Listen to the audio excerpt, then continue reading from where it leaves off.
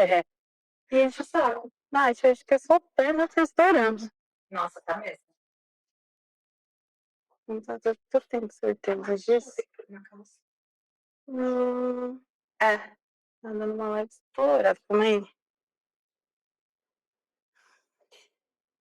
Deixa eu ver se para de estourar. Parou. Não tô estourando mais. Depois da última luz. Não, acho que você ainda tá estourando. Quer que eu sente do outro lado?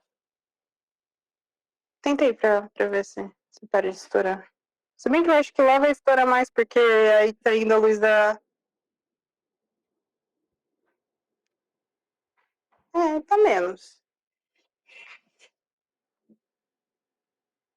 Tá menos, ai. Qualquer coisa tá com filtro na câmera e tá tudo certo. Moster.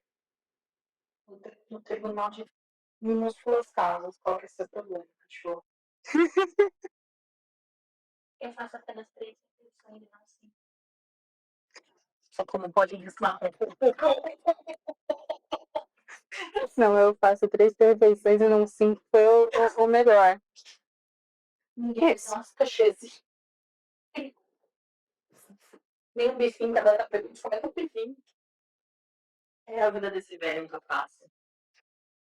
Enfim, se ficar estourando, eu arrumo com alguma coisa depois. Não vai estourando mais tanto, tá? Não tá. Não, tá não. Melhorou. Pronto. Nossa, gente, eu preciso tomar um sol, né? Mas que sol que tá chovendo pra caramba ultimamente. Nossa, eu tenho que achar um sol pra tomar. Porque, meu Deus do céu, olha isso. Dá pra ver um palmito branco ali. É sobre. Nath. Simbora, peraí, deixa eu achar o roteiro. Ah, eu acho que eu apaguei o roteiro. É, eu te mando de novo. Ai. Mas me manda que você salvou, porque eu que tava no drive eu apaguei. Sem querer. Te mandei. Não, mas quem fez fui eu, lembra? Ah, é verdade. Por isso que não tá no drive. Por isso que não tá no drive.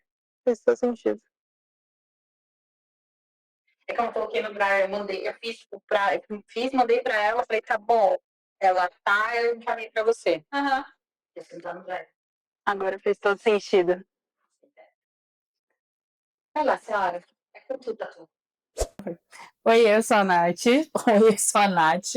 E os cachorros hoje não quiseram aparecer, estão dormindo neste dia chuvoso.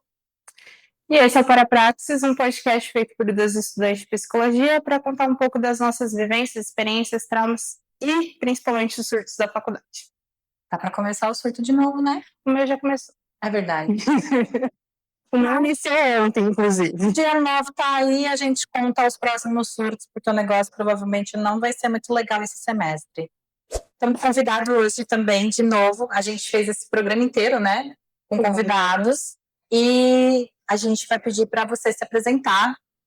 Pode falar um pouquinho de você, conte-nos o que você fez. Bom, meu nome é Sofia, eu sou psicóloga, sou pós-graduada em terapia e aprendizagem assistidas com cavalos. Legal! Sou psicóloga clínica histórico-cultural, foi a abordagem que eu escolhi. E fiz uma especialização para trabalho com cavalos em liberdade, pensando no desenvolvimento pessoal e organizacional. Nossa, gente, É diferente.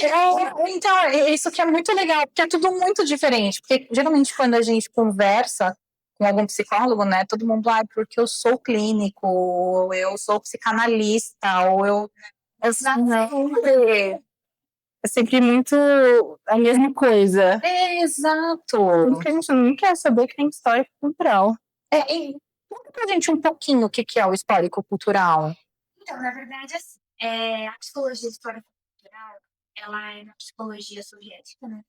Então, tem ali os seus fundamentos em Vygotsky, Luria, Leontiev. Aqui no Brasil, tem uma prima dela, que é mais conhecida, que é a psicologia sócio-histórica, que é lá da Escola de São Paulo, com a Silvia Lin. Mas a sócio-histórica, ela acaba estando dentro, né, do viés da psicologia social. A psicologia clínica histórica cultural, ela é uma intervenção clínica, levando em consideração os conceitos e o contexto social da pessoa. Então, é o social dentro da clínica. Nossa, gente. A casa da Natália foi tipo assim, me encontrei. Achou. Segui brilho, assim, nela. Sim, no local, assim, Eu isso. só conheço no último semestre, não, no penúltimo semestre da minha graduação, porque eu tive uma supervisora que trabalhava dentro dessa abordagem e eu fiz supervisão com ela no estágio clínico infantil. E foi ali que eu conheci, mas durante a graduação não tive, assim, o campo teórico. Por isso que eu fui buscar pós depois. Cara, eu achei incrível, Eu amo. porque é porque assim, eu e a Nath, a gente fala muito dessa questão de, né, do que a gente vai fazer no futuro, tudo, e o bichinho do social pegou muito a gente. Muito. Sim. Mas assim, absurdo, né? Eu brinco que eu passei o final do ano passado inteiro me incomodando com coisas sociais e Sim. me revoltando. Sim. Eu acho que um pouco de eu ter buscado essa abordagem foi que no último ano da graduação eu estava fazendo estágio no CRAS, né? Então juntou muitas coisas. Era a supervisão dentro dessa abordagem, era a minha vivência no estágio no CRAS e outras experiências que eu fui tendo ao longo da graduação que foram me encaminhando para isso, né? Tanto que no meu TCC, quem me orientou foi essa mesma professora. Que legal! Então a gente pegou a experiência de estágio que eu tive no CRAS e fez o TCC com base nessa vivência e usando dessa abordagem. Que legal! Olha, É legal mesmo. realmente é um lugar para se olhar com bastante carinho, porque realmente a parte social é uma coisa que tem me brilhado muito os olhos, né? E é legal a gente ter esse tipo de conversa, porque dentro da faculdade a gente não tem essa orientação, né? É tudo muito tradicional. Sim.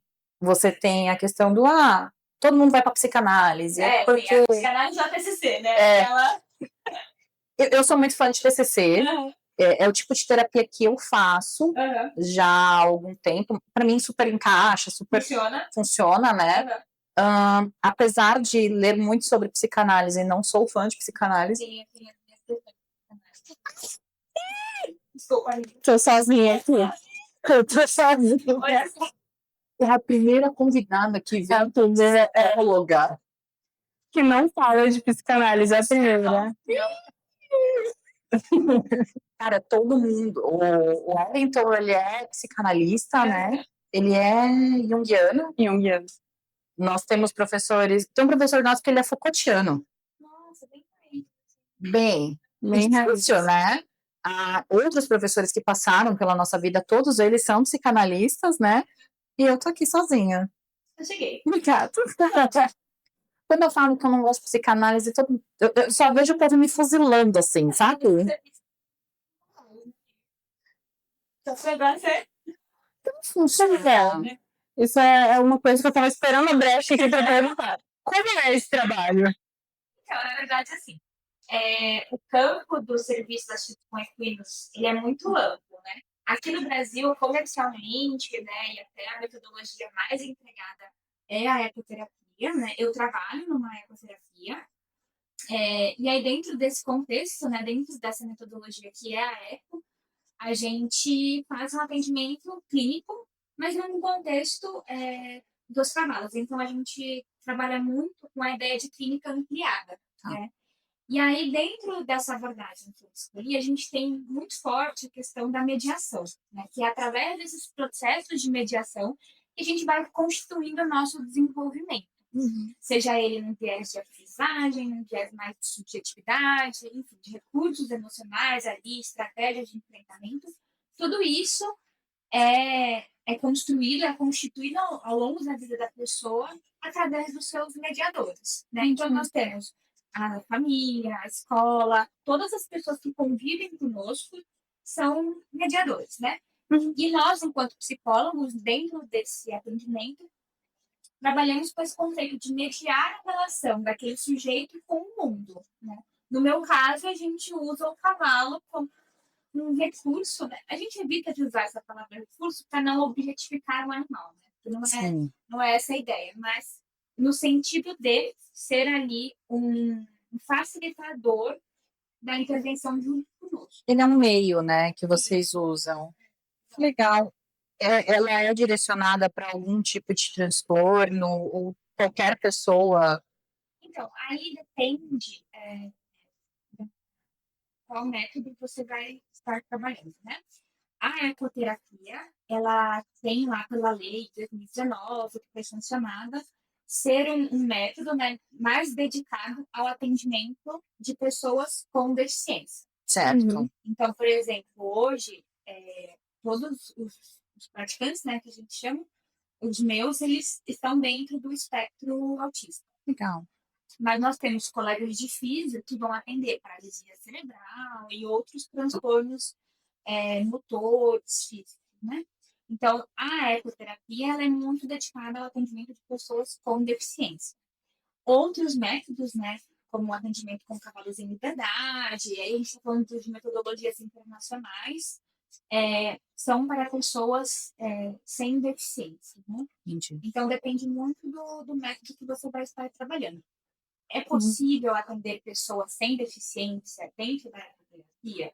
Sim, acontece. Mas tem as suas limitações ali. Mas é possível também.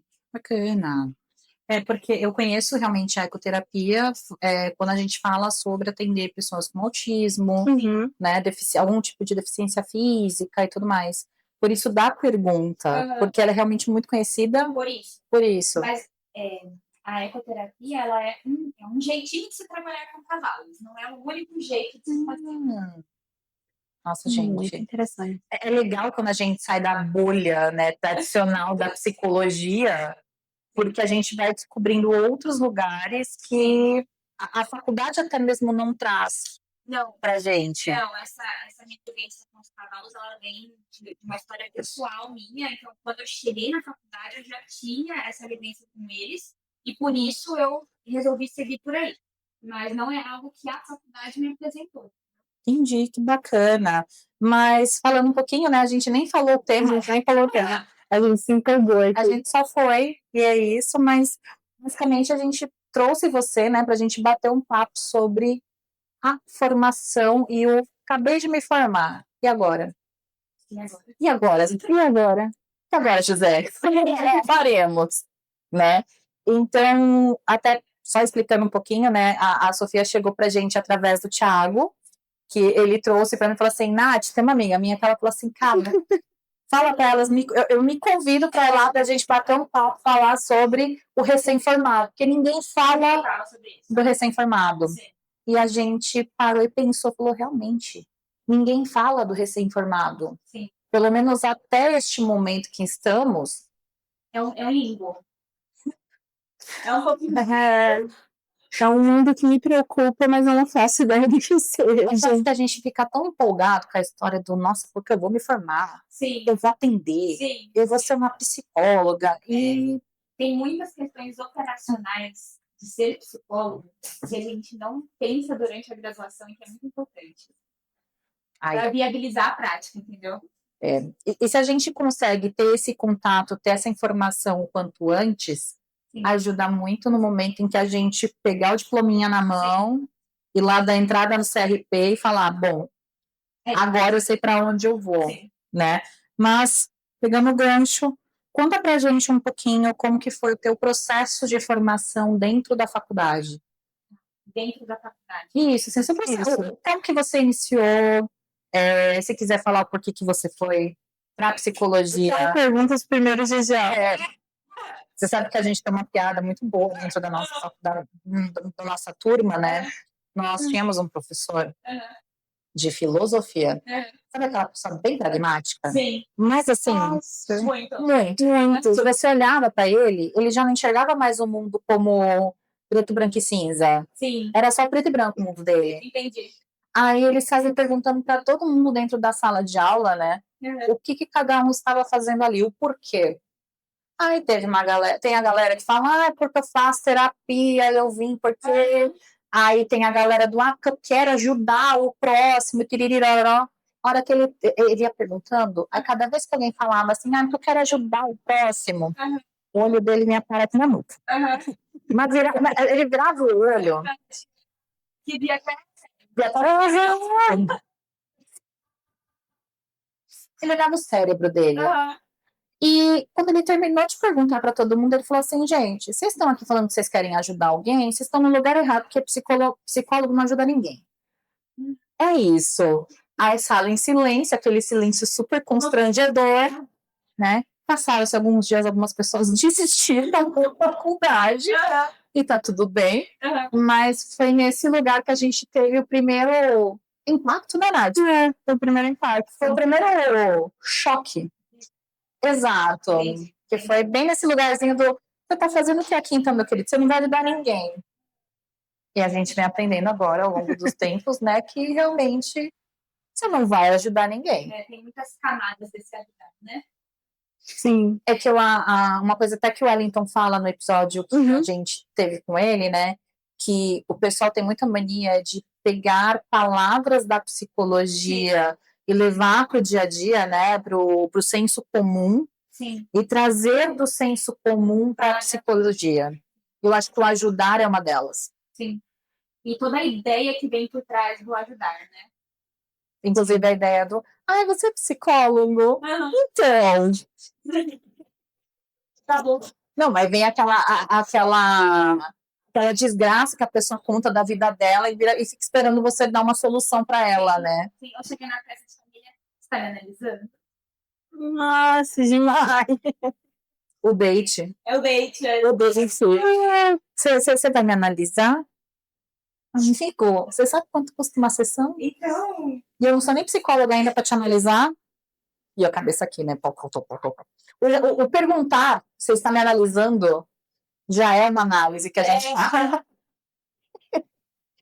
Mas enfim, trazendo a Nath pra cá, não vou ver o tema, porque senão ela voa. Eu vou voltar. Vou, né? Umas planadas por aí. Bem. Aí tem que trazer ela de volta. Conta a gente um pouco de como foi a sua formação. Tá. Bom, eu, antes de escolher fazer psicologia, né, eu prestei para a faculdade de medicina. Prestei, acho que foram 2 anos para medicina, né? E aí, na faculdade de medicina, né, a concorrência muito alta, então era 20 provas por ano, era aquela loucura, né? Porque na época também a gente estava procurando faculdades públicas só, né? Questão de curso, tal, tudo. Então, era uma vida muito dedicada aos estudos, assim, né? E é exaustivo você fazer essas provas, vestibulares, tal, tudo. E aí eu cheguei no final do meu segundo ano de tentativa, né, da faculdade de medicina, muito cansada já. E aquela questão aquele brilho do curso de medicina, tudo ele meio que já tinha ido embora para mim, né? Então eu estava procurando outras possibilidades de graduação. Eu ainda queria algo dentro da saúde, mas não sabia exatamente o quê. E aí, conversando com um amigo meu, a gente estava elencando as possibilidades de curso, né? E surgiu no meio dessa conversa a psicologia. E aquilo, assim, me chamou a atenção, sabe? Eu fui pesquisar um pouco mais sobre o curso, gostei do que eu li, conversei com a minha terapeuta na época, com a minha psicóloga, e eu falei assim, vou tentar, né? Já cheguei até aqui, já fiz tantas coisas, vou tentar ver se eu me encontro no curso. E aí, a faculdade que eu estudei estava com o processo seletivo aberto, então eu só enviei a nota do Enem, não fiz outra prova, porque isso era um dos meus limites. Eu não queria mais fazer provas naquele ano. Cansa, né? Cansa. Então, eu peguei a nota do Enem, enviei para a faculdade, fui aprovada. E aí, no dia que eu ia fazer a segunda fase de uma prova de medicina, né, eu fui fazer a matrícula. Então, não fui na prova e fui fazer a matrícula na faculdade de psicologia. E aí, assim, eu comecei a minha jornada, né? Os meus 5 anos de graduação, eles foram atravessados pela pandemia. Nossa. Então, eu ingressei na faculdade em fevereiro de 20. E a pandemia veio em março de 20. Ou seja, você ficou um mês só na faculdade Sim, presencial. Presencial, e aí a gente já foi para online por conta da pandemia. E aí a minha faculdade retorna para o presencial só em 22. Né? Tá. Então, maio de 22, mais ou menos, a gente volta. Ou seja, os 2 primeiros anos de graduação, 2 anos e meio de graduação foram na pandemia. Na pandemia. Como que foi essa experiência? Olha, foi assim, teve pontos bons, mas também foi um pouco desesperador, assim. Primeiro porque foi uma adaptação geral, né? Segundo que além das questões da faculdade, tinha todo o cenário global que a gente estava passando. Então, os meus pais, eles são médicos, então a gente não parou de trabalhar durante a pandemia. Certo. Eles ajudavam, atendiam, e era caso que pedia pré-estado de Covid. Então, a doença sempre foi muito, muito presente, assim, em casa, né? A gente pegou Covid logo no começo, na época que ainda não tinha vacina, então foi tudo muito, muito difícil, assim. Mas em termos de graduação, acho que a principal angústia era a qualidade do curso, né? Se isso não ia ficar prejudicado, como é que eu ia me habilitar para quando o mundo voltasse, né, ao presencial. Então, isso foi uma angústia que a gente sentiu muito, assim. A minha faculdade, na época, ela se adaptou bem e rápido ao EAD. Então, a gente teve um período curto, acho que foram 10 dias, que as aulas ficaram suspensas até a faculdade conseguir se reorganizar. Mas quando isso aconteceu, as aulas voltaram, as matérias se mantiveram. Então, a gente teve que se adaptar, claro, mas não houve uma perda acentuada assim, na qualidade do ensino. Isso trouxe um certo conforto, Bacana. mas ainda assim era um receio de quando voltasse, né? Porque a gente teve matérias de teste psicológico, etc., que não pode ser visto, não pode ser fotografado, não pode ser visto por intermédio de uma câmera, né? Então Nossa. foi bem difícil. Acho que de tudo essa foi uma das dificuldades, assim, a questão dos testes psicológicos. Quando a gente volta, a gente já volta para um semestre onde a gente tinha que fazer a aplicação desses testes. Só que a gente não tinha tido um contato com o material concreto, né? Até porque não se podia. Então, isso foi uma dificuldade que a gente precisou superar, assim, de ter que revisitar essas matérias. A gente teve o apoio de alguns professores nesse sentido, né, de contribuir. Mas foi um desafio até a gente conseguir se localizar ali entre o que a gente precisava fazer e aquilo que a gente já devia saber, mas que ficou um pouquinho defasado por conta da pandemia. E as trocas, né? Porque a gente sabe que o curso de psicologia ele exige muito essa troca entre os alunos. Sim. Isso foi bem difícil, até porque a gente não tinha um vínculo, né? Porque a gente tinha ficado Um mês. mais ou menos, acho que até um pouco menos do que isso, tem um contato presencial e a gente já foi para online. Então, quando a gente foi para online, eu nem conhecia as pessoas da sala direito, né? Então, isso de fato foi muito difícil. Eu tive a sorte de conhecer um grande amigo meu, e aí a gente acabou tendo trocas muito efetivas, o que ajudou na construção, assim, da graduação. A gente permaneceu juntos ao longo do curso todo, mas foi uma dificuldade. Eu sinto que até, assim, a interação com os colegas, mesmo depois no presencial, ficou um pouco meio dividida, sabe? Porque as pessoas formaram seus grupos tal durante a pandemia e a gente acabou não conseguindo ter uma troca entre a sala toda, até porque é uma sala grande, então, enfim, ficou uma questão assim mais prejudicada, essa questão da troca entre os alunos. Não, eu imagino, porque a nossa sala também é uma sala grande, né? Nós somos em 56, 58 anos agora. Ah, é? Provavelmente, não tô chutando. Eu também não sei, mas é uma turma que beira os 50 alunos. A gente tinha 60. É muita gente. E a gente percebe que mesmo no presencial isso acontece, né? Do cada um ter seu grupo. A gente vai se identificando. Exato. Mas eu acho que realmente na pandemia isso deve ter dado um upgrade ali, né? A gente sentiu que foi difícil, assim, fazer esses laços afetivos, foi complicado. E a gente acha que não, né? Mas o curso ele exige que a gente tenha isso. Sim. Por mais que você não goste do coleguinha ou tenha alguma coisa ali com o coleguinha, esse laço ele é necessário até mesmo para as discussões serem saudáveis, né? Sim.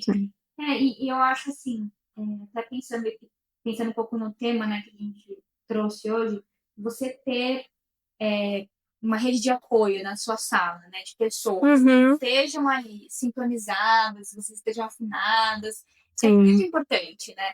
Por uma questão afetiva e social, mas por uma questão de estratégica, assim, de ser sua dupla para fazer trabalho, ser alguém que você pode contar na execução das atividades, dos estágios e tal.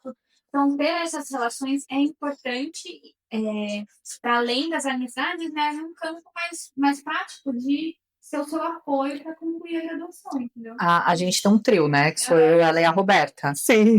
E, cara, o semestre passado, principalmente, eu acho que isso veio muito à tona para nós três, porque a vida continua acontecendo Sim. fora da sala de aula, Sim. né? Então, nós fomos muito suporte, né, Nath? Uma das outras, dentro de fazer trabalho, tipo, mas eu não tô conseguindo ajudar vocês nesse trabalho, tá? O próximo você ajuda, deixa que esse aqui a gente faz, o próximo você participa. E foi como a gente conseguiu sobreviver esse semestre. E à medida que a graduação vai avançando, essas questões elas vão ficando mais complexas, porque você começa a, de fato, atender, a ter interações mais diretas, né, nos campos de estágio.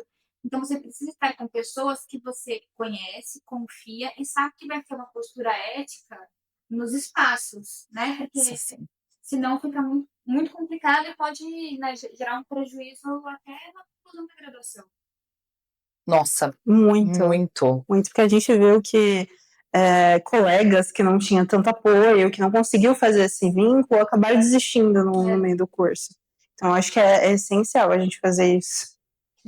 E vamos combinar que, assim, né, o curso de psicologia, ele é um curso que ele vai te trazer muito, não é prejuízo a palavra, mas ele... Incômodo. E ele te sensibiliza. Sim.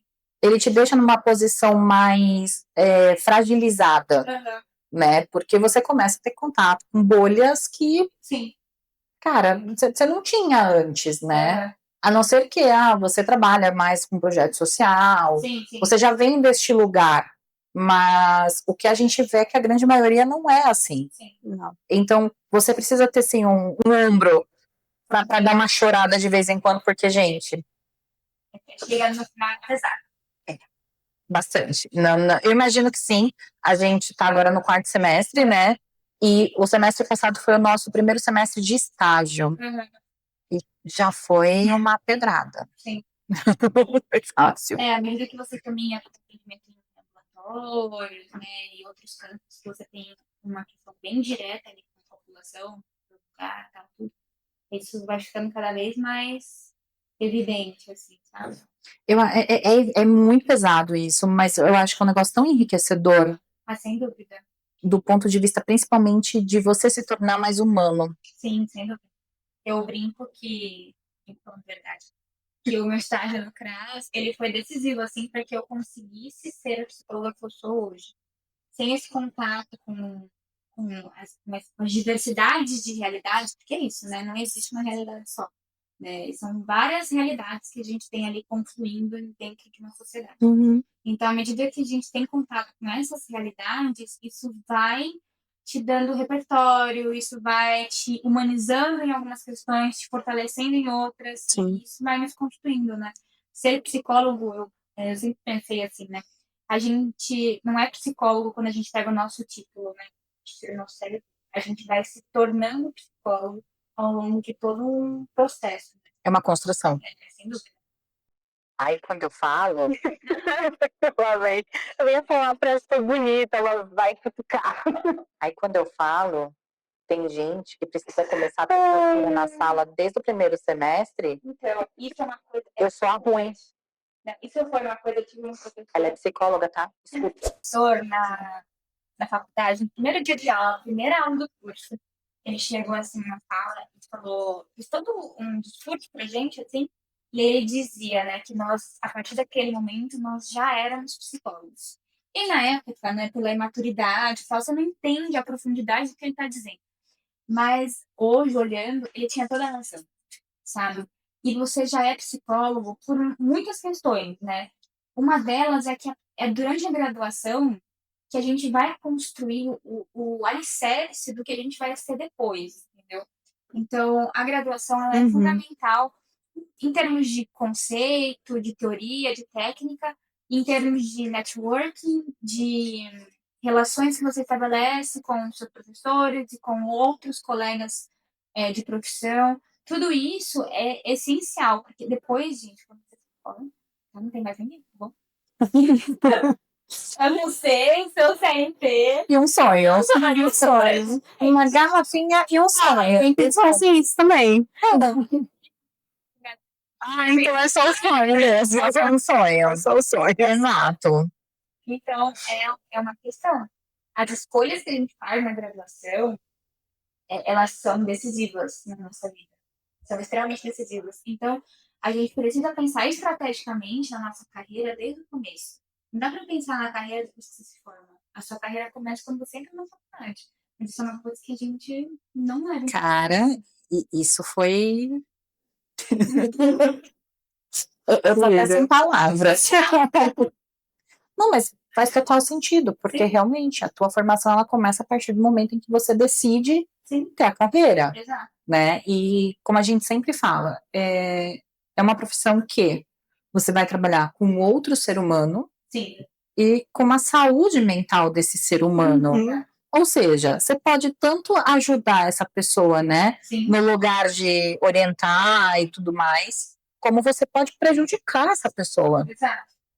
E assim, depois, né, quando a gente se forma, você pode buscar, né, supervisão, eu busquei supervisão, tudo, mas isso também requer custo, né? Então, Sim. fazer supervisão, fazer pós-graduação, fazer todas essas formações que são necessárias implicam em custos, né, para nós.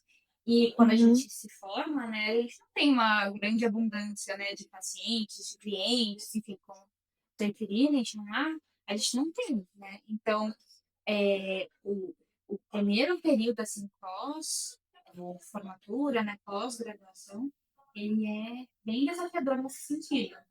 Uma pergunta até que me veio ouvindo você falar isso, né? Me formei, fui lá, colei meu grau, tirei meu CRP. Sim. E agora, posso sentar e vou clinicar ou existe um processo? Eu acho que isso depende um pouco dos princípios e valores de cada profissional, né? Quando eu me formei, eu já me formei buscando a minha próxima formação, né? Que foram as pós que eu busquei depois. Mas existem colegas, né, que se formaram e foram para a clínica e não sei se buscaram essa formação mais especializada ou não. Eu, particularmente, considero importante. Na minha formação, ela foi bem generalista, né? Então, nós passamos por todas as abordagens, vimos um pouco ali de cada, tal, tudo. Mas eu saí sentindo falta de conhecer mais sobre a abordagem que eu escolhi. Então, para que o meu atendimento fosse de excelência, eu busquei uma pós-graduação. Mas essa foi uma escolha pessoal minha, por princípios e valores que eu tenho de qualidade do atendimento. Eu concordo com isso. A pergunta foi até mesmo por dúvida, porque eu vejo algumas pessoas fazendo exatamente isso, né? Terminei, vou clinicar e tá tudo certo.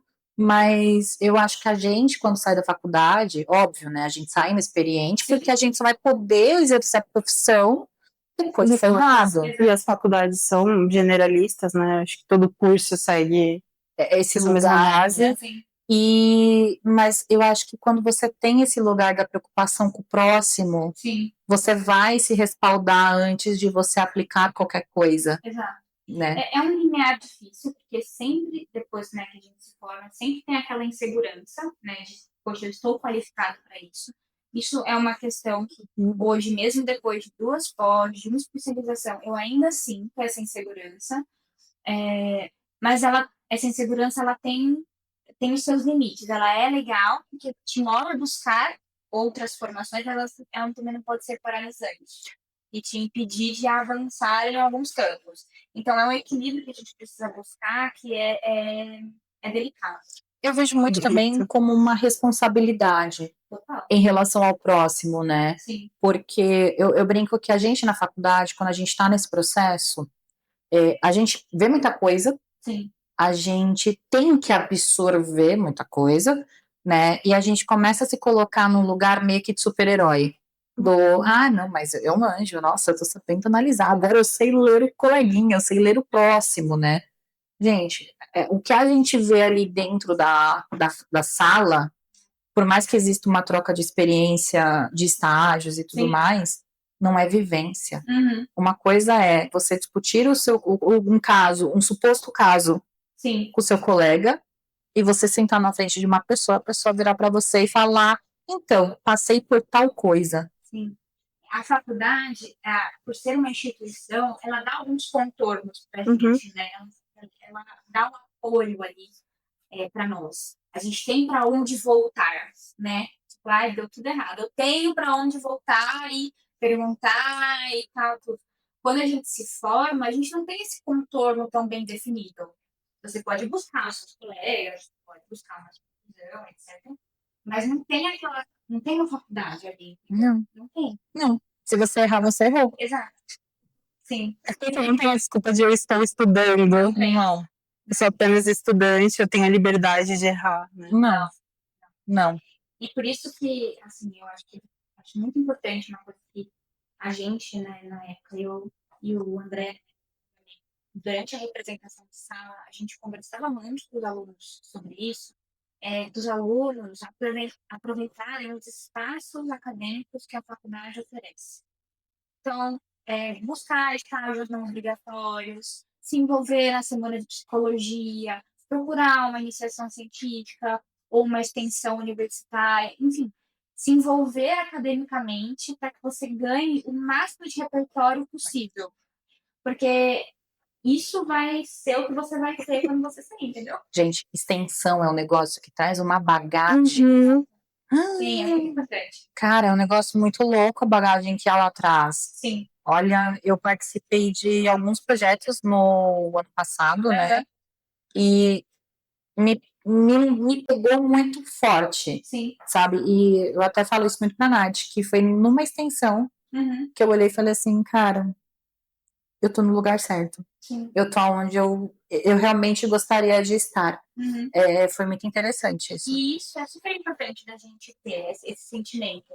Porque isso vai norteando as nossas escolhas, as nossas decisões, isso vai te ajudando a encontrar o seu caminho dentro da psicologia. Que não é fácil, né? Não, um pouco. E aí, se a gente não vive essas experiências, né, se a gente não vive essas extensões, ou enfim, os outros espaços que a faculdade nos proporciona, a gente, de um repertório que é pequeno por ser uma graduação, ele vai ficando cada vez menor. Então, na hora que você se forma, né, você tem menos recursos, né, da onde tirar as suas decisões. Você não teve tantas experiências. Assim. Isso é preocupante. Isso é bem pesado, porque primeiro que afeta você diretamente. Sim. E afeta, por exemplo, num caso clínico, o teu paciente diretamente, né? Sim. Porque quanto mais ampliado for o olhar do psicólogo, né, que está atendendo ali, mais integral vai ser a análise que ele vai fazer daquele caso, né? Então, nós, enquanto psicólogos, além da responsabilidade técnica, etc., a gente tem uma responsabilidade de, a todo instante, buscar incômodos que ampliem o nosso olhar. Entendeu? Porque senão a gente entra em vieses na hora de conversar com o nosso cliente e isso é extremamente complicado. É perigoso, né? Exato. Tem um professor nosso que ele falou, uma vez eu conversando com ele, né? Falando sobre o estágio e tudo mais, porque eu fiz estágio numa instituição que cuida de pessoas adictas, né? E assim, a Nath sabe que para mim foi um processo muito difícil, mas não pelo fato de lidar com os internados, mas... os internos. Mas a questão das pessoas que presidiam as reuniões. Porque não eram pessoas qualificadas para estarem naquele lugar, que se usavam muito de senso comum. Sim. E a gente, como estudante de psicologia, como era um estágio observatório, a gente tinha que se reservar a nossa insignificância dentro da sala e sofrer calado. Sim. Levar depois para orientação. E levar depois para orientação. O orientador sobre com a gente. Exato, coitado. Wellington, beijo, você sofreu muito com a gente.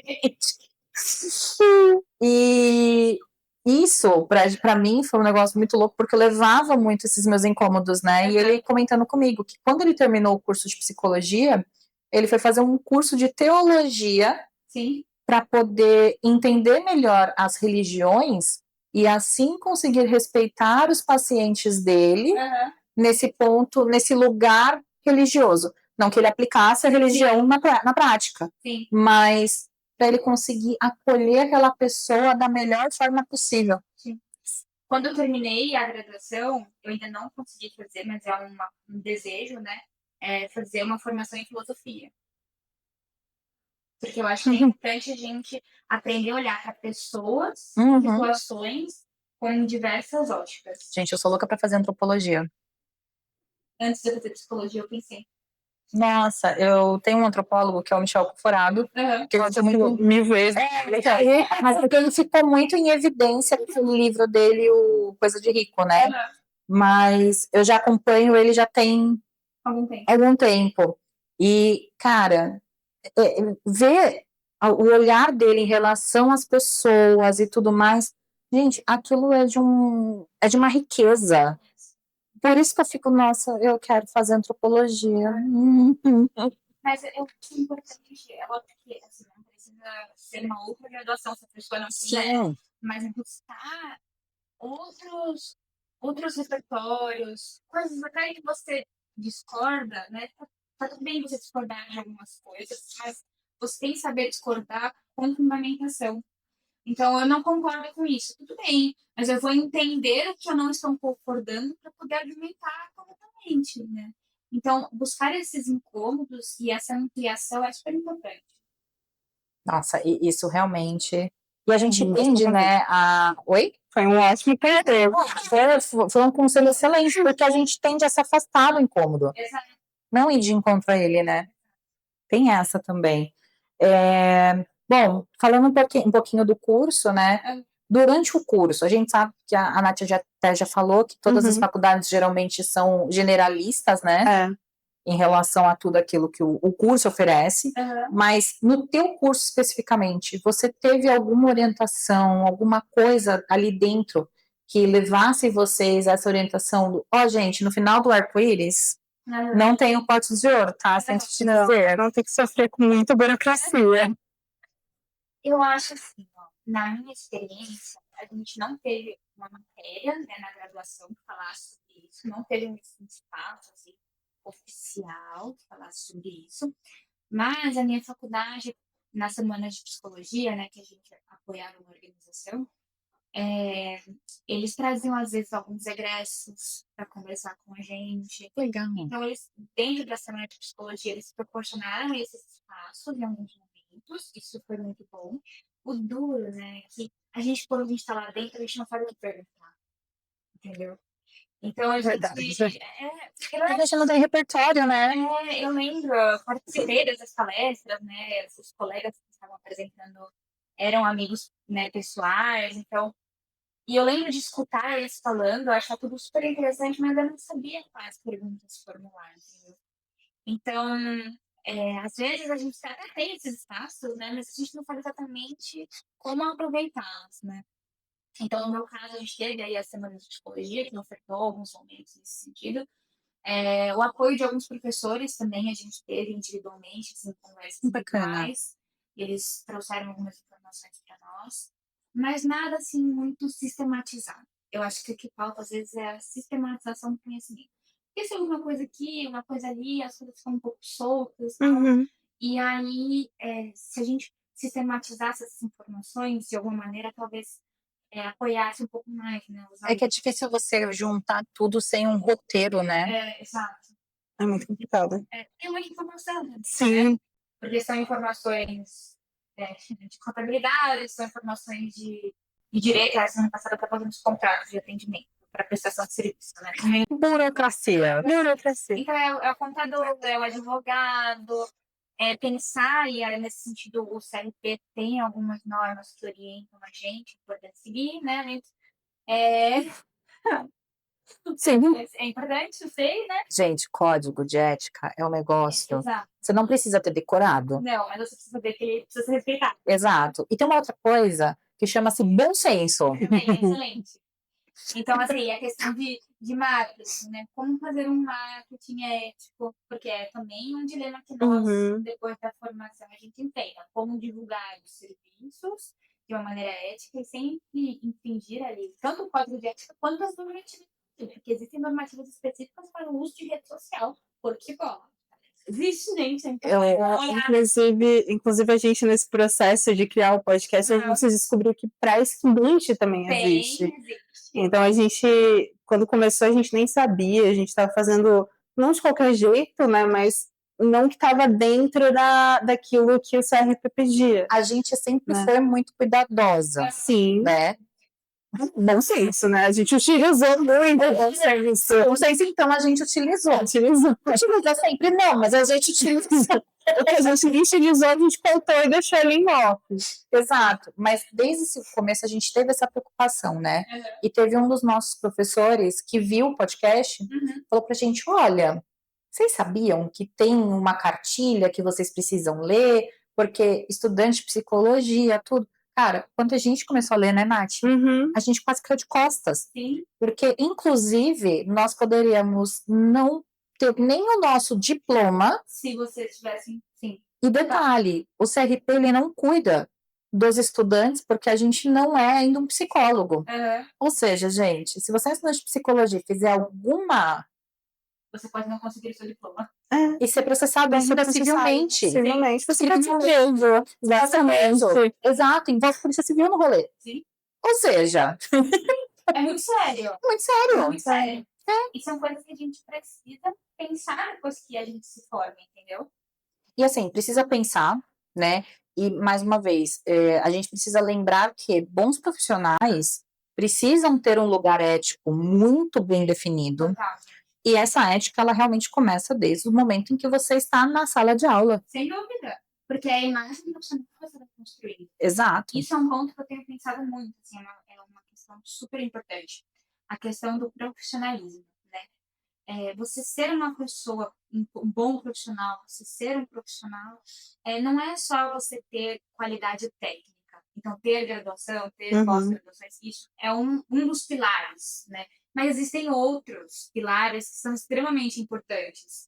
Então, a maneira como você se comporta nos ambientes, a maneira como você trata as outras pessoas, tudo isso vai compondo o que é o seu profissionalismo.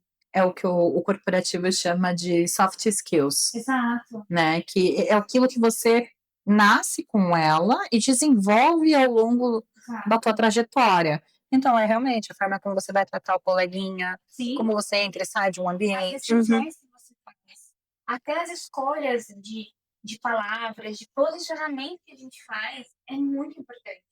Eu acho que a gente pode até fazer um gancho do que a gente tá vendo no Big Brother agora, né? Eu sei que você não tá assistindo, mas essa criatura me viciou em Big Brother. Fazia 20 anos que eu ia um cacete de Big Brother.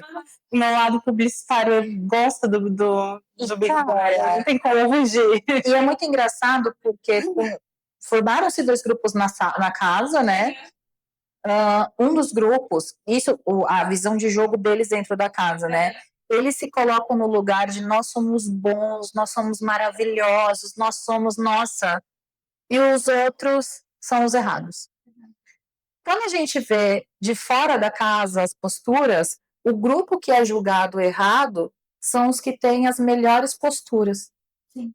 São as pessoas que são mais éticas, né, que não faltam ali com o compromisso delas e tal. E o grupo que acha que está arrasando é o grupo que mais está enfiando o pé pelas mãos. E assim, gente, você ser um profissional de excelência significa fazer escolhas difíceis. Sabe? Não, isso não são só escolhas assim de como conduzir um caso clínico, mas qual caso clínico eu vou aceitar? Até onde eu vou? Quais são os limites? Qual é o tipo de atuação que eu consigo fazer e qual é o que eu não consigo fazer? Eu me lembro que na graduação eu tive a oportunidade de trabalhar como acompanhante terapêutico, né, durante um período. E aí foi uma experiência muito enriquecedora em vários sentidos, né? Mas é um tipo de atuação que, eventualmente, eu decidi que eu não queria mais, porque eu não concordava com algumas condutas, com algumas posturas E aquilo não fazia sentido para mim. Então, a partir dali eu escolhi que, bom, isso eu não quero, isso eu não vou fazer, e tudo bem, né. E existem profissionais que exercem essa função brilhantemente, mas para mim, Sofia, esbarrava em conteúdos meus que não dava para mim, E tá entendeu. tudo E tá tudo bem. certo. Exato. Então Exato. reconhecer esses limites pessoais, também reagir eticamente com o outro, com Uhum. você, né. Então isso é importante. Sim, até porque você não vai infringir também algum tipo de maltrato ou alguma outra coisa porque tem muita gente que a gente conversa que a pessoa tem trauma de terapia, Sim. tem trauma de psicólogo, porque aconteceu alguma coisa durante o processo Sim. que Você me fez pensar um negócio agora muito louco. Porque eu também, o meu estágio, ele foi com uma instituição que faz trabalho com crianças que têm transtornos de aprendizado. Eu cheguei tanto para a Roberta quanto para a Nath e falei, eu não vou trabalhar com criança. Pelo simples fato de que você trabalhar com a criança não é só a criança, você tem que trabalhar com o entorno dela. E aí eu falei, isso vai me afetar muito, porque eu vou me incomodar com o fato de que eu falei com a criança está indo bem, passa uma semana que ela não fala comigo, regrediu tudo porque o pai ou a mãe tá com algum problema e afeta a criança. E aí a Nath falando disso, de não bater em algum transtorno, né? Ela me viu uma coisa na cabeça, porque a minha irmã, ela foi para uma terapia quando ela era pequena e ela tem pavor de psicólogo. Ela basicamente odeia psicólogo pelo fato de que a psicóloga não era ética. Ela contava a terapia inteira da minha irmã para minha mãe, né? Ela realmente não foi ética e isso esbarrou, acho que puxou até o trauma dela para mim. Eu falei, não trabalho com criança. a gente vê uma influencer aí que outro dia estava expondo a terapia da filha de 3 anos. Para todo mundo ver, falando, ai, que minha filha falou. Ô, gente, Sim. ajuda nós, vai, pelo amor de Deus. Não, mas é verdade. E assim, nitidamente é o que você falou. É uma pessoa que não sabe, muitas vezes não sabe, não consegue enxergar o próprio limite, né? Sim. E tem uma coisa que a gente sempre fica zoando aquela história do medicina por amor e tudo mais. Mas se a gente for olhar para a área da saúde, tem muito profissional que entra realmente na área da saúde mais focado na parte financeira. Sim. Do que na parte realmente humana que envolve a saúde. Isso mesmo, durante a formação já esbarrou com um monte de pessoas assim. Sim, sim. Então é bem complicado isso, né? E a gente precisa realmente saber qual que é o nosso limite. Coincidentemente, o meu também é criança, mas porque eu não sei lidar com criança. Eu tenho esse lugar de dificuldade, né? De manusear criança. Sim. Então eu não consigo me ver. Por isso que, né? É meu pânico. Bom, finalizamos a faculdade. Estamos lá, feliz. Beca, aquele rolê todo. Chegou a hora do tão sonhado CRP. E aí? Então, Como eu ia pro mercado com o CRPzinho embaixo do braço? calma, a gente conseguir tirar o CNP, né? Ah, tem isso também. Era isso que eu ia perguntar. Eu tava olhando aqui pra... Feio pra você. Eu achei que era só ir lá pagar o boleto e o negócio. Eu tava olhando aqui pra pergunta no roteiro e eu fiquei me questionando porque, assim, minha tia também acabou de se formar e o CRP dela veio agora em janeiro. Eu não tive a coragem de perguntar pra ela, agora eu vou ter que perguntar pra você. Qual é o processo de tirar o CRP? Porque a gente sabe que, pelo menos, vai para advogado. A OAB tem toda uma prova, tem toda uma questão que você tem que passar. Se você não passa na prova, você não tem o AOB, né? A gente tem agora, inclusive, a prova para medicina, né? Uhum. Que lascou muita gente. Muita gente. Inclusive, eu sou a favor de ter uma dessa na psicologia. Eu também. Não é que a gente soube que já tinha antigamente, tiraram, mas, enfim. Como é esse processo? O que a gente tem que fazer para tirar o CRP? Assim, ó. Para tirar o CRP, você precisa ter bastante organização e uma dose de paciência, entendeu? Começamos por aí. Nós estamos ruim. É um processo de várias etapas, né? Não são etapas difíceis, inclusive agora houve uma facilidade, né? Porque o CLP Afoli, que é uma das etapas que a gente precisa fazer, são alguns vídeos com orientações e tal, tudo, eles estão no formato virtual. Quando eu tirei o CLP, era uma palestra presencial. Então, era uma palestra presencial, acho que umas 4 horas de palestras, com orientações e informações, que mais recentemente foi organizado em pequenos vídeos. Então, isso acabou facilitando o processo. Mas você tem que para você tirar o CLP, você precisa acessar o site, aí você precisa mandar uma série de documentações ali pro CLP, aí você tem um número provisório. Aí você tá com esse título provisório, esse título provisório tem validade de 2 anos, né? E aí, para você conseguir o seu título permanente, né, você precisa concluir o CLP Afoli, e a partir da conclusão do CLP Afoli, você consegue ali o seu título permanente, né? E depois sim, você pode agendar a biometria para pegar a carteirinha física, aí são outras etapas. Mas o título, né, o número permanente, você consegue, depois de enviar algumas documentações, e passar pelo CLP Acolhe. Entendi. Isso é regional ou ele é feito pelo CRF? Olha, se eu não me engano, é pelo CRF. Aliás, o CFP. O CFP. Isso. É pelo federal. Entendi. E aí você tem as regionais como suporte, né? Então aí você tem a sua unidade, o nosso aqui do ABC, fica no centro de Santo André, e aí você tem... Fica ali perto do Shopping ABC. Não, mas no centro. Ah, o do Plaza. Não, do Shopping ABC, perto da Portugal fica. Não fica mais? Porque as últimas vezes que eu fui era lá.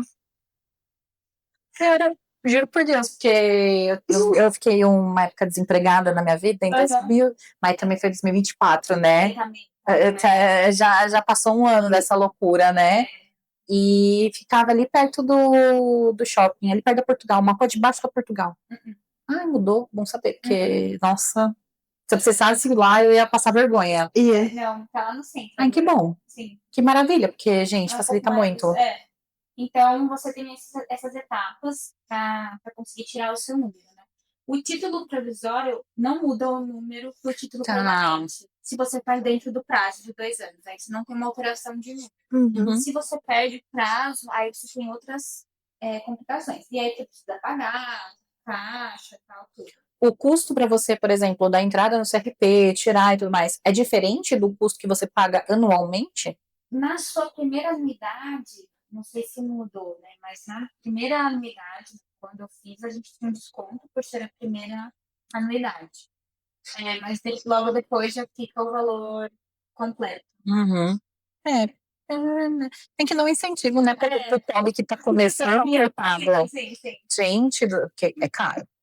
Não vamos falar que é barato, porque não é.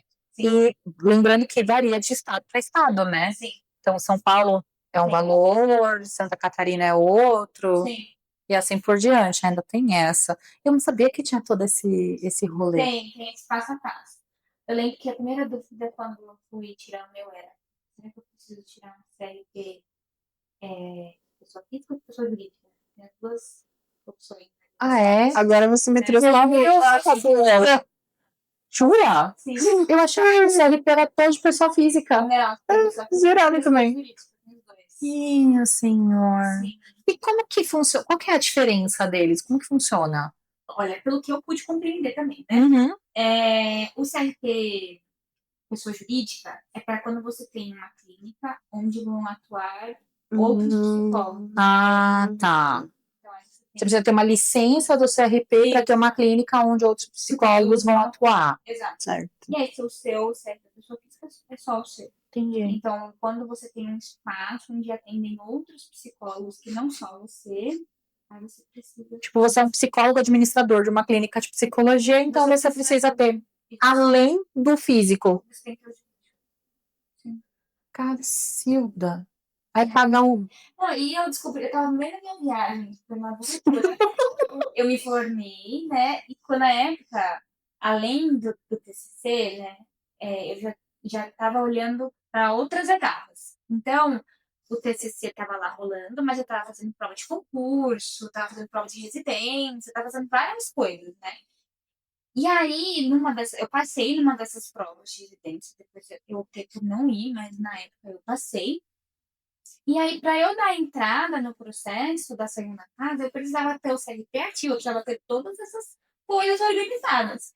Então, eu estava em Gonçalves, no interior de Minas Gerais, tentando resolver todas essas burocracias, sem ninguém nunca ter dado uma aula de como fazer tudo isso. Nossa! Faculdades, pelo amor de Deus, coloquem ali Nem que seja no último semestre, né? Para isso. Porque são dúvidas que até nós que estamos formados ainda temos. Né? Mas minha cabeça tá aqui agora só a 1000 por hora.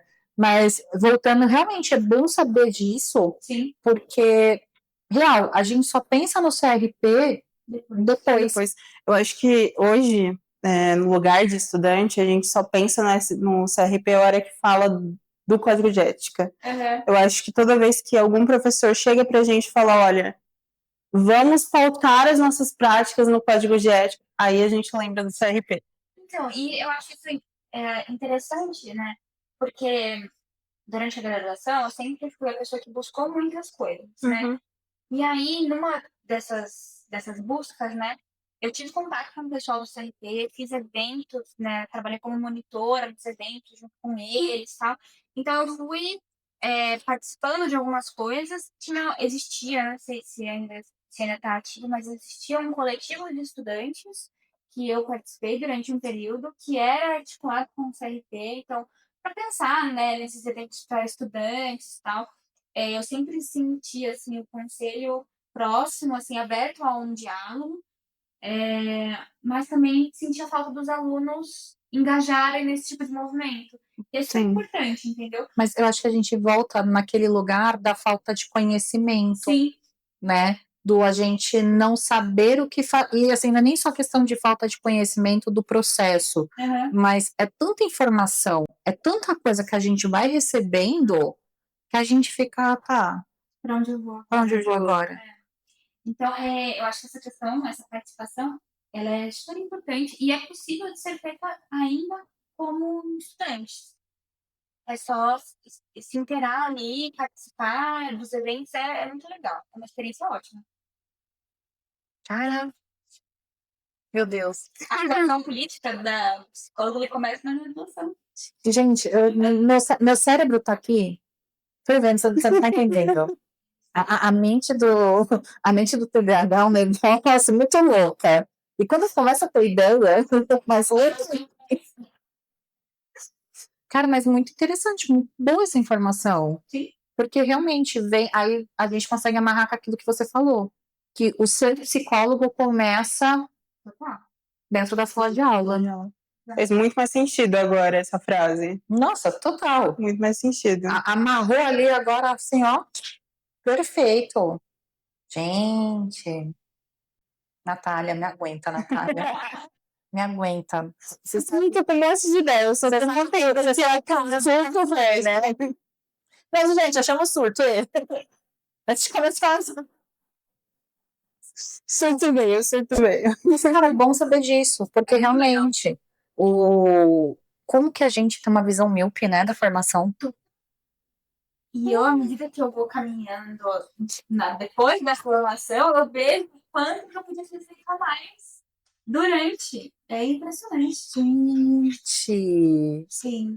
que loucura. Por isso que eu falo, ocupem todos os espaços, participem de todas as coisas, se envolvam com tudo que vocês puderem, porque faz muita diferença. Mas, gente, realmente, assim, agora faz muito sentido. Muito. E assim, à medida que você vai se envolvendo, que você vai convivendo com essas pessoas, a gente volta naquele ponto da imagem profissional que a gente vai criando, entendeu? Porque quando você está trabalhando num evento, ainda estudante, como monitora, por exemplo, você está conhecendo pessoas. A troca, o networking ali. Pessoas que podem vir a te indicar no futuro. Se elas tiverem uma imagem sua de uma pessoa ética, de uma pessoa comprometida, de uma pessoa dedicada. Sim. Então, isso é essencial, gente. Inclusive, você falando isso, me veio uma pergunta na cabeça. A gente sabe que, quando fala assim, muito de coisas dentro da área de psicologia, é tudo muito caro. Sim. Né? O custo disso é um custo alto. Mas, por exemplo, a gente vê aí congressos, Sim, né? Vale a super importante. É isso que eu ia perguntar, vale a pena como aluno Total, gente. a gente se ele tá molhado, tá? Que Ele tá tava molhado. era. É. Aí tá vendo, deu 4 horas, começa. É o horário do É o horário da comida. Não, amiga, total. Muito. Até para as provas de residência, né? Porque a residência você Você quer pensa perguntar, como que é a residência de psicologia? é bem legal, amiga, assim. É, é uma carga de 60 horas, né? Tá. Igual a residência médica, 60 horas. E tem vários hospitais que ofertam esse tipo de serviço, né?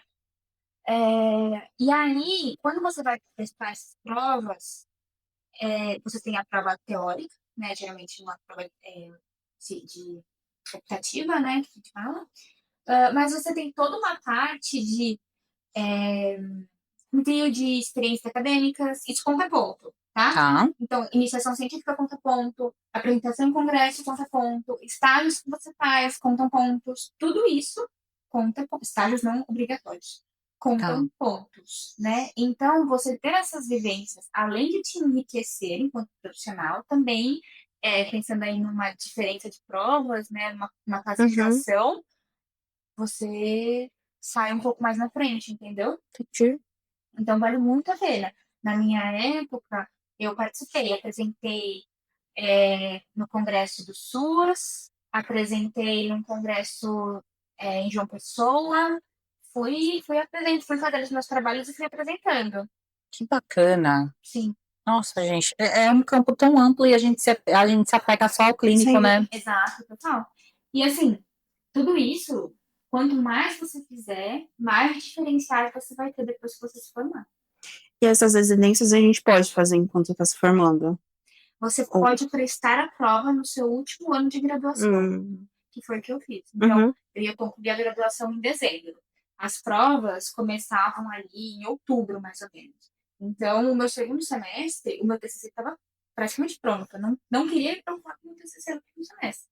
Então, eu tinha refinamentos para fazer, mas ele já estava uma coisa encaminhada. E aí eu fui me dedicar ao que ia vir no ano seguinte, porque no ano seguinte não tem o sexto ano de faculdade, né? Tem o primeiro ano da vida formada. Que é difícil, que não é fácil. Até em termos de saúde mental, né, de nós que nos formamos, é extremamente delicado. Então, eu já deixei mais ou menos o meu segundo semestre para esses caminhos, né? Então, você pode fazer as provas no final do seu último semestre de graduação para iniciar no ano No seguinte. pós, né? No pós-faculdade. Exato. Bacana. E as residências têm prazo. Geralmente, você só pode ter até 2 anos de formado. Entendi. Então, se você está no seu terceiro ano de formado, tem algumas que você já não pode mais fazer. Entendi. Bacana. Mas aí vem a pergunta de ouro. O que a faculdade não te conta? Eu acho que um pouco de tudo isso. Eu acho que tudo, né? Você começa nada disso. Pra mim é tudo novidade. Pra mim é uma grande novidade, tudo que eu acabei de ouvir. Eu acho que um pouco de tudo isso. Mas eu acho que pra mim, assim, o que mais me fez falta nesse sentido foi o conselho de Sofia, você precisa pensar estrategicamente na sua construção de carreira desde o começo. Precisa. E assim, eu sei que muitas vezes, durante a graduação, a gente não vai ter a maturidade que a gente vai ter depois, a gente não conhece tudo, que tem. Sim, tudo isso é verdade. Mas a gente precisa ter esse pensamento. Ter um pensamento de que, bom, preciso pensar estrategicamente nas minhas decisões, independente de quais vão ser elas e quais caminhos a gente vai escolher, se eles vão mudar ou se eles não vão mudar, isso faz parte. Mas ter essa perspectiva de que são decisões extremamente importantes que vão direcionar a sua vida é essencial. Então, isso de tudo, acho que é o que eu mais senti falta, assim, de ter essa clareza. É o planejar, né? É o planejar. Porque na faculdade, se você fica sobrecarregado de relatório, prova, de estágio, tem muitas variáveis acontecendo. Não é só a faculdade, a gente tem uma vida, a gente trabalha, tem um monte de outras coisas acontecendo. Uhum. E aí, esse planejamento estratégico, ele fica meio de lado, né? Você Sim. vai vencendo as demandas e vai vencendo os semestres, né? Meio que você vai sobrevivendo ali, mas você não para para pensar estrategicamente qual vai ser o meu próximo passo. A gente vai literalmente sobrevivendo. Sim. E real, a gente não para pra pensar. E não tem também o incentivo Sim, exato. pra gente parar e pensar, Exato. né? E isso tem um custo, né, para nossa saúde mental depois que a gente se forma. Então, em questões de ansiedade, de insegurança, né, que a gente comentou. Eu tive colegas, né, de sala que precisaram passar por um tratamento psiquiátrico para conseguir se organizar depois da formatura, porque não teve Respaldo. forte. Então, é muito difícil. Eu vou fazer uma figurinha da cara da Nath agora, que vai ficar assim. Eu já tava perdida, eu sou mais perdida ainda. Gente, eu falo, Coringa ficou maluco por menos aqui. Vocês não estão entendendo. É muita coisa. É muita coisa, porque vamos falar bem o português claro, né? E assim, trazendo muito pela realidade em que eu e a Nath a gente está inserida. Nossa sala, ela é uma sala que majoritariamente são pessoas que têm ali mais de 30 anos ou estão próximas aos 30 anos, né? Muitas dessas pessoas, me incluo neste lugar, são pessoas que já estão numa segunda graduação e muitas vezes vão passar, inclusive, por um processo aí de mudança de carreira. Que aí tem outras complexidades ainda maiores. Exato, né? Porque aí você tem essa mudança que você fica num limbo. Sim. E eu e a Nath, a gente está percebendo muito isso, e foi uma coisa que a Nath alertou, inclusive. A dificuldade de arrumar emprego por causa da faculdade de psicologia no currículo. Sim. Porque as pessoas... Gente, é engraçado, mas toda entrevista que eu fiz... mas e essa faculdade de psicologia? Para que você está fazendo psicologia? Inclusive, eu só consegui o estágio que eu tô hoje porque eu virei para psicóloga e falei, ou eu pago a minha faculdade, ou eu não trabalho na aula. Porque eu fui sincera, porque realmente eu fiquei desempregada no começo no finalzinho do ano passado, e eu enfrentei essa dificuldade, porque aonde era a minha área de atuação, enfim, de que eu trabalhava, não queria por causa da faculdade, o estágio não queria para não abaixar a carteira. Só que assim, ou eu vou para um lado ou eu vou para o outro. O que a gente faz? Exato.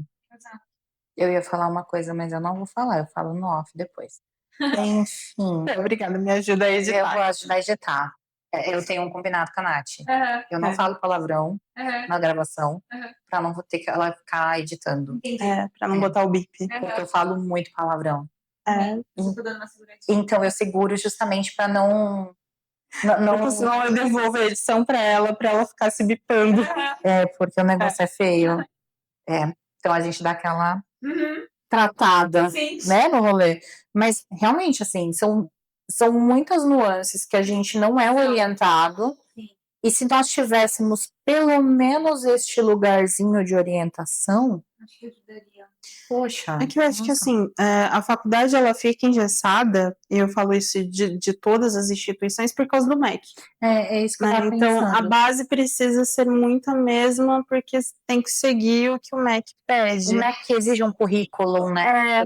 Uma estrutura de currículo, né? Eu acho que essa estrutura, né? Eu acho que ela é importante, porque senão também se flexibilizam coisas que não deveriam, né? Mas, por outro lado, eu acho que as instituições poderiam pensar em projetos, né? Além daquilo que está pedindo. Exato. Eu lembro que na faculdade, logo ali nos últimos semestres, né, na graduação, eles colocaram um projeto que era como se fosse uma orientação vocacional para os alunos, né? Me foge o nome agora do projeto, mas o intuito era esse. era ajudar os alunos que estavam em dificuldade acadêmica por diferentes motivos a se organizarem, né, e conseguirem concluir a graduação. Então, a minha faculdade teve esse incentivo para alunos, né? Mas acho que pensar em um projeto neste sentido para os formandos seria algo interessante. Voltando, né? Assim, eu acho que tudo que você falou aqui foram dicas extremamente valiosas para quem está no processo, e quem está finalizando o processo também, né? Mas um conselho que você daria para a Sofia que começou a faculdade de psicologia? Eu acho que o conselho que eu daria seria: viva todas as experiências que forem possíveis, construa seus princípios e valores, mantenha-se no seu alinhamento ético, independente de qualquer coisa, e pense estrategicamente nas suas decisões. A Cláudia que me aguente terça-feira. Já tem muita coisa para falar com a Elaine, não vai dar certo. É que as nossas psicólogas que seguram a onda, né? Que a gente traz o incômodo no podcast e joga para elas. E uma coisa que também é importantíssimo, que a gente sempre fala aqui, é você ter um apoio psicológico durante o processo de formação. Muito importante, sem dúvida. Eu já fazia, né, terapia antes, continuei fazendo durante a graduação, continuo fazendo agora, depois de formada, e é extremamente importante, porque senão as coisas começam a se confundir. Muito E mesmo. aí começa a virar bagunça. Vira. Na nossa cabeça e nas ações que a gente tem no mundo. É porque a gente acaba se colocando no lugar, se colocar no lugar do outro, né? Mas não da forma saudável como a gente tem que fazer. Exato. O próprio Wellington falou isso no podcast que ele veio, e a Roberta, o nosso terceiro elemento, que não está aqui hoje, ela pode voltar a vir ser a nossa voz do além. Ela fala que teve um projeto de extensão que ela foi, né? E enquanto ela escutava a pessoa falar com ela só lembrava do professor falando: isso não é seu, não pega para você, Sim. Isso não te pertence. Isso não é a sua história, não é a história dela. Sim. Porque realmente, né? E a gente precisa ter isso muito bem definido, né? Precisa. Você ter noção até onde vai a história do outro e onde começa a sua é muito importante. Porque senão você traz coisas para a sua vida que são do outro e você leva para o outro coisas que são da sua vida. E é tão fácil fazer isso. Sim. Fácil. E é assim que a gente tem situações, né, de pessoas que passam por experiências assim, negativas no processo de psicoterapia. Cara, que conversa. Você sabe que você plantou 20 triplex na cabeça, né? Como você disse, semana passada tem pandemia, né? Triplex na nossa cabeça. É isso. Nesse momento. Mas é cômodo. A faculdade de psicologia ela é feita de incômodo. Sim.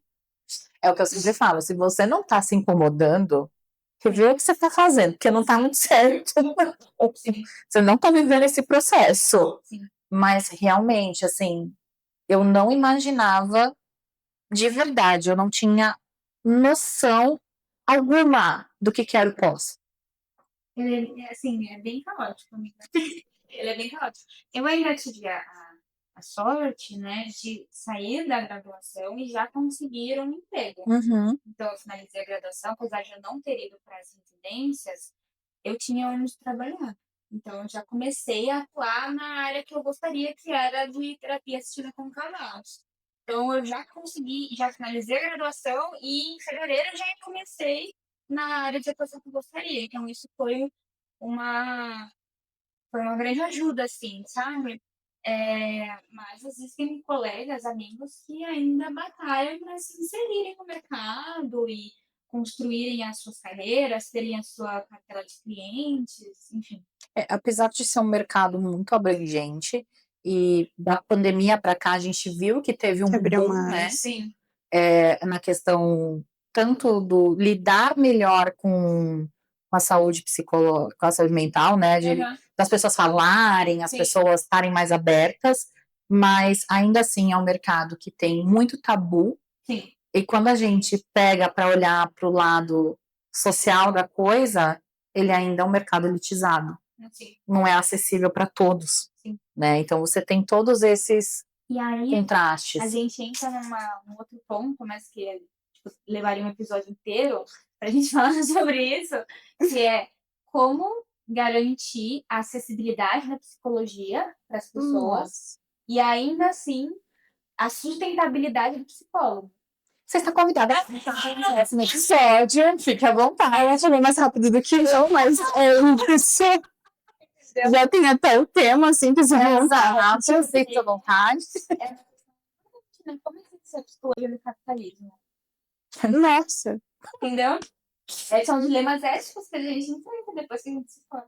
Você sabe que a gente já tem uma figurinha, né? Com essa história do capitalismo. Eu não sabia. Vai ter até uma camiseta. A hora que terminar o podcast, a gente mostra. Tá bom. Mas a gente vai ter até uma camiseta com essa história do capitalismo. Isso. A gente tem que garantir, faz parte do nosso compromisso ético-político, né? Garantir o cuidado e o acesso ao cuidado em saúde mental para a população. Porém, a gente vive num sistema capitalista onde a gente tem custos elevados para manter a nossa estrutura de vida, né? Mesmo que seja uma estrutura simples, mas a gente não tá falando aqui de grandes luxos, mas assim, convênio médico caro, escola de crianças tá caro, enfim. É um mínimo de dignidade que um ser humano precisa. Exato. Exato. Então, aí, como você faz esse equilíbrio? Deus, é isso. Entendeu? Você está convidada para um de novo, que eu e a Nath, a gente adora debater esses assuntos, tá? Não é à toa que a gente já trouxe o Thiago 2 vezes aqui. A gente está querendo convidar a Thalita para retornar, porque ela também trouxe temas Muito coisas. Ai, olha. Eu sou obrigada a concordar com você. Sim. Ela é uma pessoa incrível mesmo. Então, assim, real são assuntos que a gente precisa trazer à luz. Sim. Né? E ainda mais essa questão que as pessoas têm muito hábito de falar assim, ai, mas a saúde mental... Não, a saúde mental, ela faz parte do corpo, gente. Cabeça faz parte do corpo. Sim. Não tem como separar. Não tem. Né? E ela tem que ser acessível da mesma forma que você ir a um clínico geral, que você ir a um ginecologista, enfim, ela tem que ser acessível da mesma forma. Acho que é isso, né? É isso. Saímos com um triplex. Com condomínio na nossa cabeça. Olha, eu vou deixar esse episódio favoritado no meu YouTube, porque ele vai ser revisitado muitas vezes. Você não está entendendo, ele vai ser muito revisitado. Nossa, olha, Sofia, obrigada, viu? Obrigada mesmo. Obrigada por se convidar para vir, porque, assim, realmente foi uma conversa muito necessária. Sim. Aquele tipo de conversa que você precisava ter, mas você não sabia. Sim. É exatamente Nossa, isso. obrigada, Nath. É isso. É aquele tipo de conversa que a gente precisa estimular e a gente não sabe que precisa ter realmente porque a gente não tem informação. Sim. Cara, que incrível. Meu Deus. Nossa, imagina colocar você, o Thiago e a Thalita juntos. Que vai, hein? Não. 3 horas de episódio pra vocês deixarem. Cara. A gente... O último episódio com o Thiago deu quase 2. Quem sabe se a gente controlar os offs, pode ser até uma live. Quem sabe? Eu preciso... Eu preciso controlar a Natália. Não, eu preciso ser muito adestrada. Entendi. Entendi. Eu preciso ser muito adestrada. Eu não consigo falar essa palavra. É do que você tá pegando muito forte hoje. Institucionalizada. Isso. Ah, tá. Eu preciso ser bem adestradinha. Porque senão lascou. Eu me conheço. Entendi. Soltar aqueles, sabe? Aqueles direitinhos assim, ó. Não tem cortes. Não tem cortes. Mas enfim, gente, se inscreve no canal. A gente acabou esquecendo de falar no começo, né, Nath? A gente sempre esquece. Esquece. Mas deixa o like, compartilha com o coleguinha, principalmente com o coleguinha estudante de psicologia, né? Que Principalmente. tá aí também nessa labuta, porque a gente sabe que não é um curso fácil. E eu acho que esse episódio ficou mais para o estudante de psicologia. Mas eu digo mais, fica também para quem pretende fazer psicologia, né? Tem aí o intuito de entrar numa faculdade de psico, não sabe como que funciona o processo, porque assim, o processo a gente sabe que é estudar, fazer estágio e se lascar.